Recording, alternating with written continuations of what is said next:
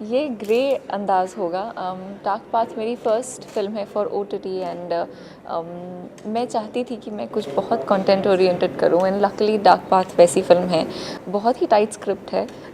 Suspense thrillers देखना मुझे खुद भी बहुत पसंद है, so I have enjoyed reading the script and पूरी टीम बहुत अच्छी है, so I think it's gonna be a good one for my first on OTT। In fact मेरी फर्स्ट फीमेल सेंट्रिक फिल्म है, so I am quite excited. Shooting कब से start होगी and कब से ये हम पूरी हो अभी जाएगी इसी मंथ लगभग? शूट करना स्टार्ट करेंगे। मैं ट्रैवल कर रही थी इसके पहले, but now we'll begin and hopefully in a month and a half we'll wrap it up. ये जो पोस्टर है वो अपने आप में एक अलग ही कहानी है, तो अगर आप थोड़ा सा बता सकें इस पोस्टर के बारे में। जैसे कि बताया गया बहुत सारी मिस्ट्री है, लड़कियाँ खुद अपने आप में एक मिस्ट्री होती है, थोड़ा सा अगर आप बता सकें कि क्या मिस्ट्री है। कितनी मिस्ट्री होगी इस सी लड़की के मिस्ट्री अंदर। तो होनी चाहिए क्योंकि सस्पेंस थ्रिलर है, अगर मिस्ट्री नहीं होगी तो फिर मज़ा कैसे आएगा। मेरे लिए ये पोस्टर, ये लुक, ये सब कुछ बहुत डिफरेंट है बिकॉज जैसा मैंने कहा ये कैरेक्टर पॉजिटिव नहीं है, नेगेटिव भी नहीं है, ग्रे है। तो आप बहुत ज़्यादा प्यार भी नहीं कर सकते पर नफरत भी नहीं कर सकते, तो it's somewhere in the middle and mystery of course है, but I think it's also about कि एक इंसान के कितने डिफरेंट शेड्स होते हैं, वो कितना अलग हो सकता है किसी एक इंसान के साथ, एंड कितना वही इंसान एक अलग इंसान की तरह लग सकता है अगर वो किसी और के साथ हो। सो आई फील हम सब में वो डुअल ट्रिपल पर्सनालिटीज़ होती हैं and it's somewhere around it. OTT platform पर ये रिलीज होगी आपकी ये जी। फिल्म, तो OTT प्लेटफॉर्म पे इन दिनों ढेरों सारी बातें हो रही ऑफ हैं कोर्स। कि सेंसर लगने वाला है एंड रूल्स एंड रेगुलेशन होगा। एज एन एक्टर दिगाना जी कैसे देखती हैं कि OTT प्लेटफॉर्म पर भी सेंसर लगना चाहिए या नहीं? हालांकि ये सवाल प्रोड्यूसर एंड डायरेक्टर से भी है, तो करेक्ट आप क्या करेक्ट। करें? सी सेंसर तो होना चाहिए मेरे ओपिनियन में, बिकॉज आई फील OTT अब बच्चे भी एक्सेस करते हैं, हर कोई एक्सेस करता है एंड इन अ वे अगर कोई भी चीज़, ऑफ कोर्स OTT आज की डेट में एक बहुत ही बड़ा स्पेस, एक बहुत बड़ा मीडियम बन गया है। सो एक फ़िल्टर प्रोसेस तो ज़रूरी है बिकॉज देन सारी लिमिटेशंस क्रॉस होकर भी बहुत कुछ OTT पे ऐसा आ सकता है जो I mean not really for kids or not really for you know it's more of सिर्फ अडल्ट ऑडियंस को ट्रिगर करने जैसा। So censor is always nice. Luckily हमारी फिल्म में ऐसा कुछ है नहीं जिसको सेंसर में काट छाट की लाइक ज़रूरत पड़ेगी। So I it's quite clean like that.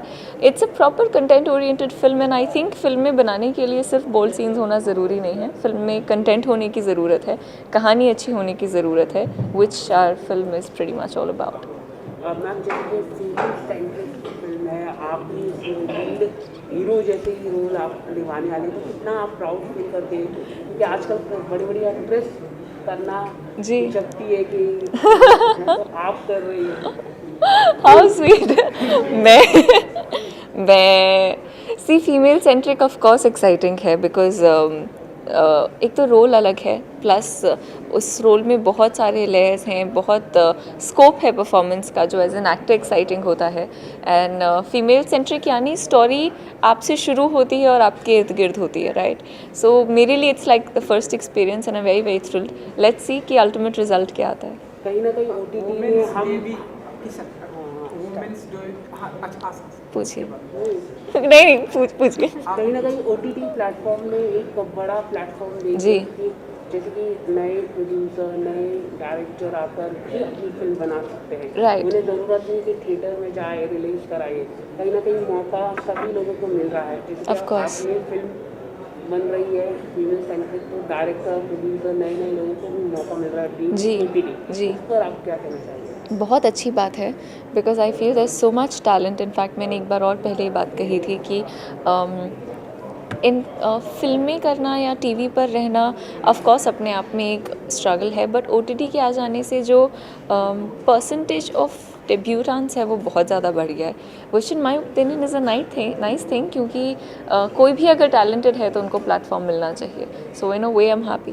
तो क्या आपकी मम्मी का या फिर क्या रिएक्शन था जब आप फिल्म आपको ये आया, क्या कहना चाहिए? उन्होंने स्क्रिप्ट सुनी नहीं, मुझसे सुनी, मतलब मैं उस पहले ही डिसाइड कर चुकी थी कि I want to be a part of it, but मैं स्क्रिप्ट सुनाती हूँ मम्मा पापा को, they really liked it and they were like oh my god first female centric. So ये उनका टिपिकल पेरेंट रिएक्शन था।